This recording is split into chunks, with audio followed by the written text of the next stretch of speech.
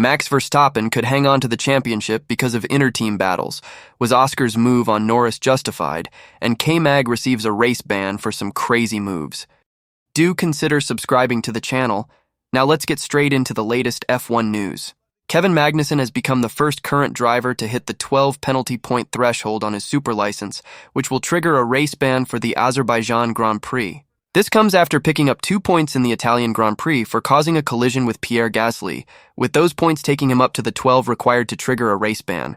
Drivers are not allowed to accrue more than 12 penalty points on their FIA super license in a rolling 12-month period, with points dropping off their licenses after 12 months. But Magnussen has become the first driver to fall foul of this rule since it was introduced.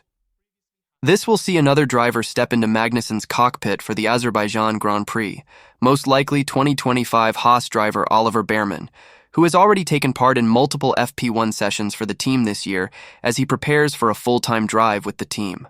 In their verdict of the incident with Gasly, the stewards wrote, "Whilst Car 20 had its front axle past the mirror of Car 10, the driving standards guidelines specify that an overtaking car has to be driven in a safe and controlled manner throughout the maneuver." The stewards determined that this was not the case for Car 20, and hence the driver was wholly to blame for the collision, and hence the standard penalty and penalty points are allocated. Magnussen and Haas have the right to appeal certain decisions the FIA take, but if they do appeal and are unsuccessful, Magnussen will be on the sidelines at the next race in Baku. Here is how Magnussen's penalty points have been accrued, when they took place and when they were due to expire. So how did Kevin Magnussen accrue his penalty points? 3 points. Expire 9th March 2025. These were awarded for causing a collision with Alex Albon during the 2024 Saudi Arabian Grand Prix. 2 points. Expire 21st April 2025. These were awarded for causing a collision with Yuki Tsunoda during the 2024 Chinese Grand Prix. 3 points. Expire 4th May 2025.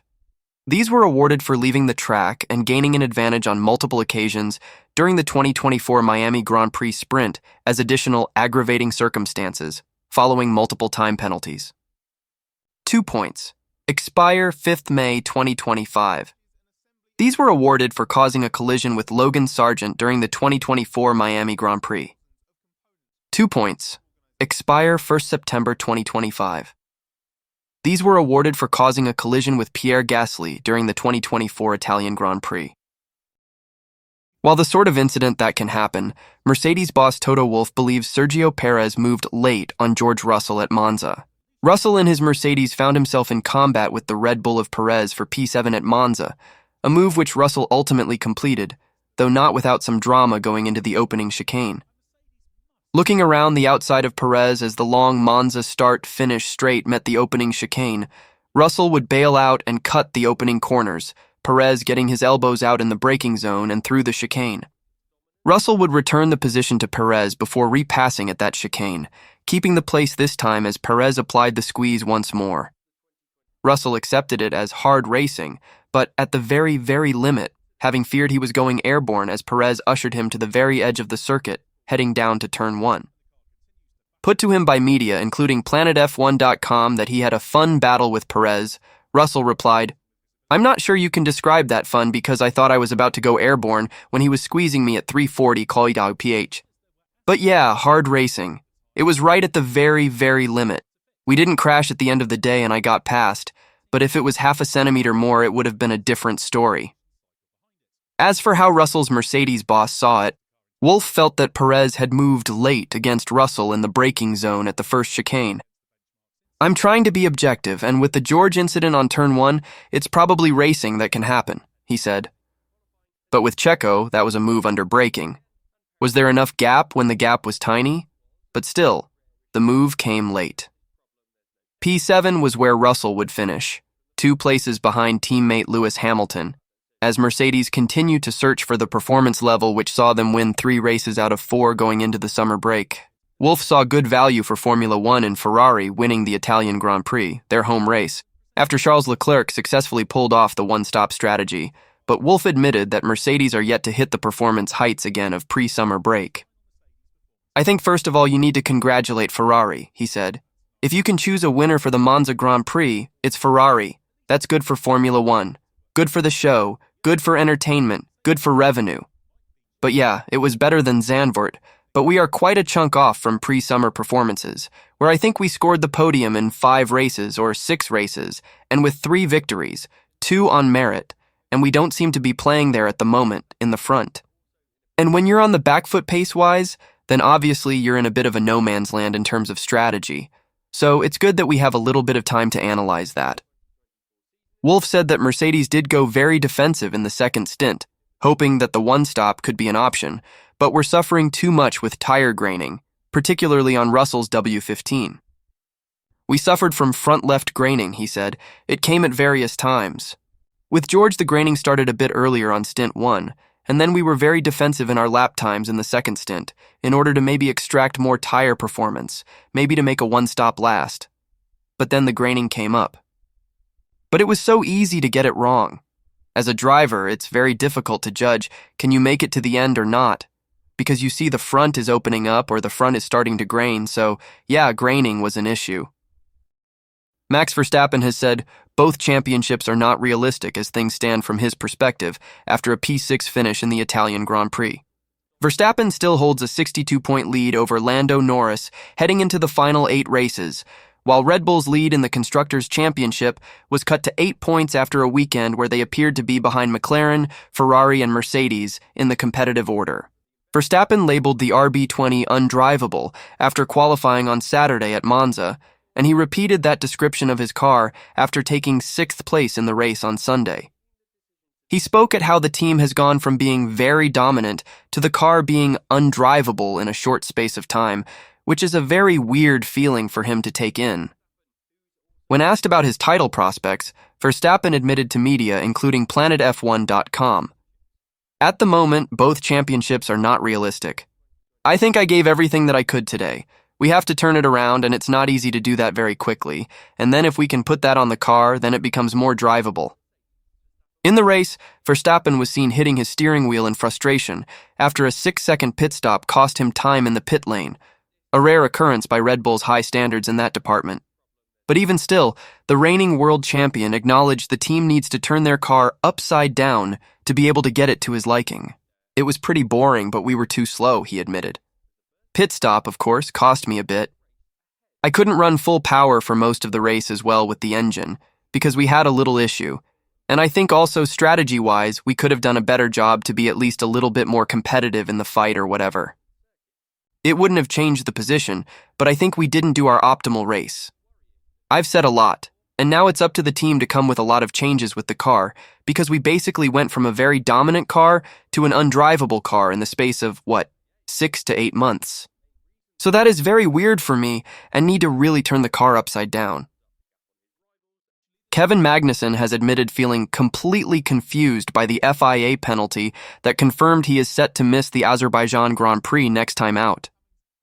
He was handed a 10-second time penalty for being found wholly to blame for a collision with Pierre Gasly at the Roja chicane during the Italian Grand Prix on Sunday, which was accompanied by 2 penalty points on his super license that will trigger a race ban.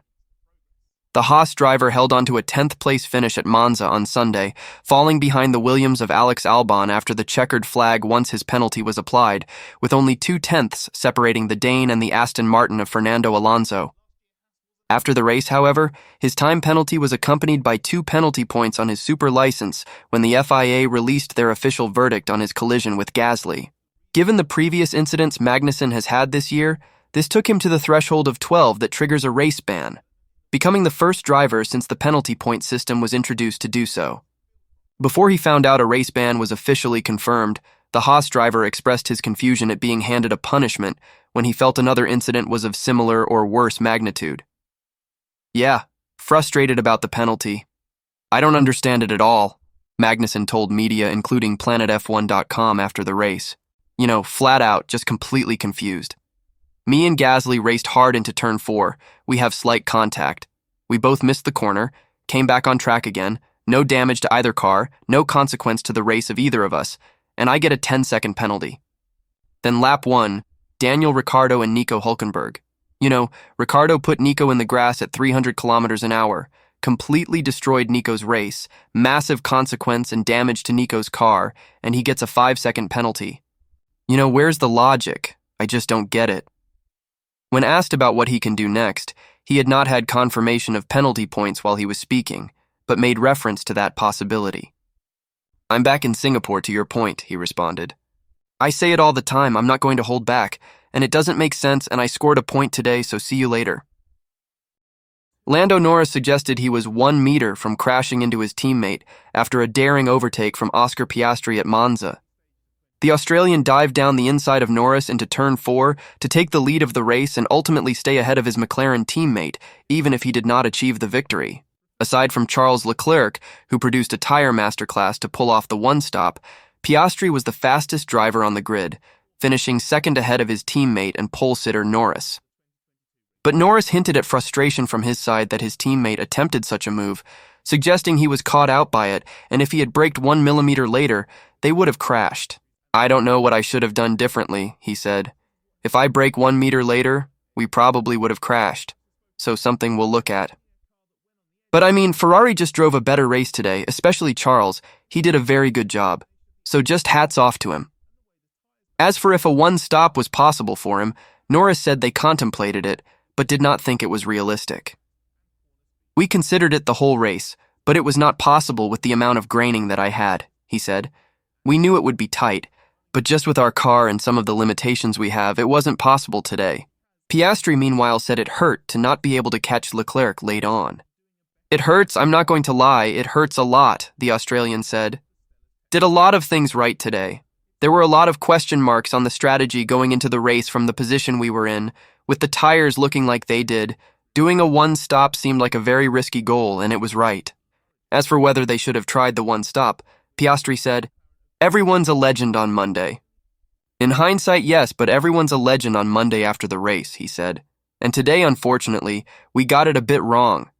We had everything to lose from being in the lead of the race. Charles could try something a bit different. The mediums were getting destroyed, and even the hards on the Red Bull at the start looked pretty dead, and my front left was pretty heavily grained. Just we didn't expect it to clear back up again, which it did. Ferrari was the star of the show at the Italian Grand Prix, just like any year. The Italian team arrived in Monza after the unexpected podium in Zandvoort, and the intention to replicate it, at least.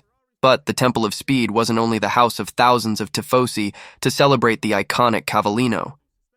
Monza was also the occasion for Scuderia Ferrari to test the new big package of upgrades. Both Charles Leclerc and Carlos Sainz had the chance to run on the new version of the SF24. As Fred Vasseur said after the Dutch Grand Prix, the plan was to put Ferrari back in the fight with Red Bull and McLaren. Ideally, Monza was meant to be a track akin to the characteristics of the red cars. But with the big upgrades coming in for the home Grand Prix, some doubts arose, especially after the ones that the Scuderia has brought to Barcelona. The upgrades of the Spanish Grand Prix should have solved some issues of the SF24. Particularly, the floor was meant to improve the performance on fast laps and in medium to high-speed corners. But things didn't go as expected, and Ferrari took some steps behind compared to their direct rivals Red Bull and McLaren. With the highly expected upgrades of Monza, the Scuderia made some changes in the floor, with an evolution of Barcelona's. Also, there is a new low-load rear wing and new aerodynamic features. The goal was to gain some extra stability in medium and high-speed corners. This big package contains elements predicted for the Baku and Singapore doubleheader. But Fred Vasseur's team worked really hard in Maranello to be sure to deliver it for the iconic home race. Whether the effort made would really pay off, only the track could tell. When they arrived in Monza, both Leclerc and Sainz were careful not to raise the expectations. After all, the Italian Grand Prix is a very peculiar race, and teams often bring updates specifically made for this track. But since the first free practice session, this evolution of the SF24 satisfied the Ferrari drivers quite enough. When asked about it, Charles Leclerc answered, "Overall, it was a positive day. Our performances were good, the car was nice to drive. The upgrades that we brought to the car worked as we expected." Charles Leclerc to Sky Sport. But the number 16 of the Italian team was also clear on where Ferrari needs to improve. According to the driver, Ferrari has still some work to do with the balance of the car on medium and high-speed corners. This was confirmed also during the qualifying session, where both cars struggled in turns 1 to 2 and 4-5. Carlos Sainz explained that, especially in Q3, they suffered a change of balance due to a lot of understeer. However, Sunday was another story. Ferrari was able to keep up with the McLarens, with Leclerc, who held Oscar Piastri behind for the last laps. Carlos Sainz, while unable to keep his position against Piastri and Lando Norris, was still capable of defending and helping his teammate. The Scuderia succeeded in the one-pit strategy. The risk was quite high, but the result made it worth it. The graining on the hard tires while being present didn't affect the performance of Charles Leclerc, the winner of the Italian Grand Prix, too much. Sainz closed the race in P4, just missing out on a podium himself. After the race, Leclerc commented, "Our package was working quite well on a track like Monza. I still think that McLaren are the favorites, but we have definitely made a step forward." Charles Leclerc to Sky Sport. Now, the focus of the Cavallino is on the Asian races, Azerbaijan and Singapore, which will be another interesting tasting table for the SF24 Evolution. A frustrated Yuki Tsunoda wanted further action taken beyond a 10-second penalty after Nico Hülkenberg forced his retirement from the Italian GP.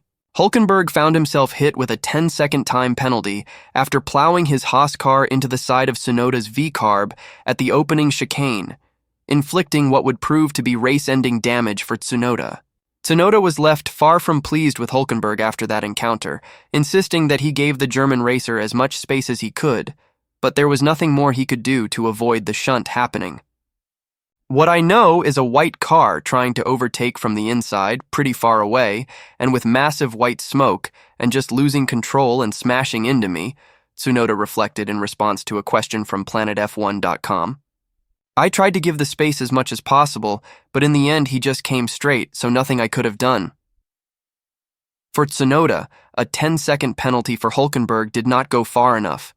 He wanted to see penalty points also added to Hülkenberg's super license. 2 were indeed later added. Asked if that 10-second penalty is justice served, Tsunoda replied, "Let's see.